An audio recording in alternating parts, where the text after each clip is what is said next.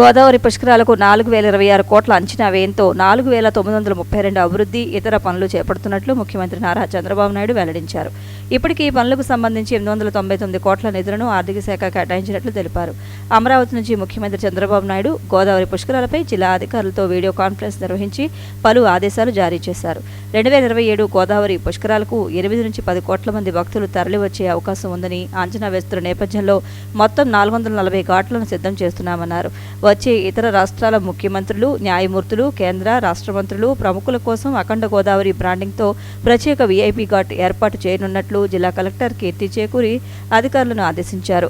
Video కాన్ఫరెన్స్కు హాజరైన అనంతరం collector మాట్లాడుతూ వీఐపీ ఘాట్ ఏర్పాటుకు ప్రణాళికలు సిద్ధం చేయాలని ఆర్ఎండ్బీ శాఖ అధికారులకు కలెక్టర్ కీర్తి చేకూరి ఆదేశించారు. గోదావరి పుష్కరాలను కేవలం ఒక ఆధ్యాత్మిక కార్యక్రమంగా కాకుండా ప్రకృతి ఆరాధన, ఆధ్యాత్మిక చింతన, సంస్కృతి, పర్యాటక రంగాలను మేళవించేలా నిర్వహించాలన్న ముఖ్యమంత్రి సూచనలకు అనుగుణంగా జిల్లా స్థాయిలో చర్యలు చేపట్టాలని కలెక్టర్ తెలిపారు. గోదావరి పరివాహక ప్రాంతంలోని ప్రసిద్ధ పుణ్యక్షేత్రాలు, ఆలయాలు, చారిత్రక ప్రదేశాలు, స్థానిక మహత్యాలను సమగ్రంగా నమోదు చేయాలని దేవాదాయ శాఖ అధికారులను ఆదేశించారు. పెద్ద సంఖ్యలో హోంస్టేలను అందుబాటులోకి తీసుకురావడానికి ప్రత్యేక వ్యూహాన్ని రూపొందించాలని పర్యాటక శాఖ అధికారులను ఆదేశించారు.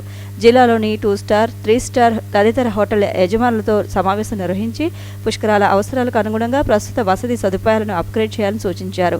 కొత్తగా హోటళ్లు, వసతి కేంద్రాలు ఏర్పాటు చేసేందుకు ముందుకు వచ్చే వారికి అవసరమైన అనుమతులను త్వరితగతిన అందించేలా శాఖల మధ్య సమన్వయం ఉండాలని తెలిపారు. పుష్కర ఘాట్లను అనుసంధానించే ప్రధాన, అంతర్గత రహదారులను ముందుగానే గుర్తించి అభివృద్ధి చేయాలని కలెక్టర్ తెలిపారు. గోదావరి పుష్కరాల సందర్భంగా జిల్లాలో హెలీ టూరిజాన్ని కూడా ప్రోత్సహించాలని కలెక్టర్ తెలిపారు. పర్యాటక శాఖ ఆధ్వర్యంలో అనువైన ప్రాంతాల్లో హెలీప్యాడ్లను గుర్తించి పోలవరం, హేవ్లాక్ వంతెన, గోదావరి పరివాహక ప్రాంతంలోని ప్రధాన పర్యాటక ప్రదేశాలను అనుసంధానిస్తూ హెలికాప్టర్ సర్వీసులు నిర్వహించే అవకాశాలను అధ్యయనం చేయాలని ఆదేశించారు.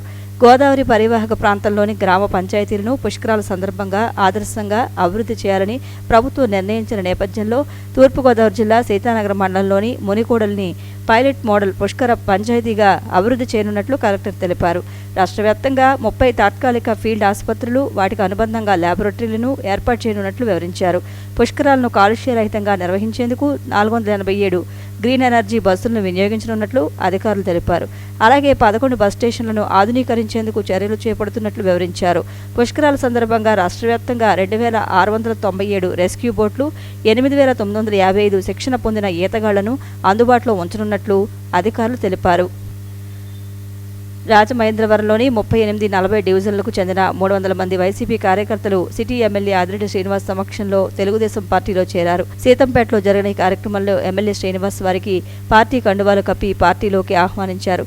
ఈ సందర్భంగా మాట్లాడుతూ తెలుగుదేశం పార్టీ కోసం ఏళ్ల తరబడి కష్టపడి పార్టీ జెండా మోసిన కార్యకర్తలకే ఎప్పటికీ మొదటి ప్రాధాన్యం ఉంటుందని స్పష్టం చేశారు. కొత్తగా పార్టీలో చేరుతున్న వారిని సాదరంగా ఆహ్వానించి గౌరవిస్తూనే పార్టీ కోసం నిరంతరం శ్రమించిన కార్యకర్తలను విస్మరించే ప్రసక్తే లేదన్నారు. ఆదికవి నన్నయ్య యూనివర్సిటీ ఈ నెల 29వ తేదీన నేషనల్ స్పోర్ట్స్ డే సందర్భంగా విశ్వవిద్యాలయ మైదానంలో మెన్ క్రికెట్ పోటీలను వీసీ ఆచార్య ఎస్ ప్రసన్నశ్రీ ప్రారంభించారు. టాస్ వేసి బ్యాటింగ్ చేసి క్రీడాకారులకు శుభాకాంక్షలు తెలియజేసి పోటీలను ప్రారంభించారు. ఈ సందర్భంగా వీసీ మాట్లాడుతూ ఆదికవి నన్నయ్య విశ్వవిద్యాలయం విద్యార్థులందరూ క్రీడల్లో రాణించాలనే ఉద్దేశంతో పోటీలు నిర్వహిస్తున్నామని, అందరూ ఉత్సాహంగా దీనిలో పాల్గొనాలని సూచించారు. క్రీడల ద్వారా శారీరక ఆరోగ్యం మెరుగుపడుతుందని తెలియజేశారు. క్రికెట్, వాలీబాల్, త్రోబాల్ వంటి పోటీలు ఈ నెల 28వ తేదీ వరకు విశ్వవిద్యాలయ ప్రాంగణంలో జరుగుతాయని చెప్పారు. ఈ కార్యక్రమంలో విశ్వవిద్యాలయ అధికారులు, అధ్యాపకులు పాల్గొన్నారు. రోటరీ క్లబ్ ఆఫ్ రాజమండ్రి రివర్సిటీ సౌజన్యంతో ఆదికవి నన్నయ్య విశ్వవిద్యాలయానికి 30 సిమెంట్ బెంచీలు సమకూరాయి. యూనివర్సిటీ వీడియో కాన్ఫరెన్స్ హాల్లో రోటరీ క్లబ్ ఆఫ్ రాజమండ్రి రివర్సిటీ ప్రతినిధులు వీసీ ఆచార్య ఎస్ ప్రసన్నశ్రీ సమావేశమయ్యారు. ఈ సమావేశంలో వీసీ మాట్లాడుతూ ఆదికవి నన్నయ్య విశ్వవిద్యాలయ అభివృద్ధిలో రోటరీ క్లబ్ ఆఫ్ రివర్సిటీ వారు భాగస్వామ్యం కావడం ఆనందంగా ఉందన్నారు. యూనివర్సిటీ సెంట్రల్ లైబ్రరీ ఎదురుగా మరియు చెరువు సమీపంలో ఆహ్లాదకరమైన స్థలంలో రోటరీ క్లబ్ వారు అందించిన సిమెంట్ బెంచ్లను ఏర్పాటు చేశామని చెప్పారు. రోటరీ క్లబ్ పూర్వ అధ్యక్షులు భాస్కర్రావు మాట్లాడుతూ ఆదికవి నన్నయ్య విశ్వవిద్యాలయ పూర్వ విద్యార్థిగా, రొటేరియన్గా పూర్తి సహాయ సహకారాలు అందిస్తారని తెలియజేశారు.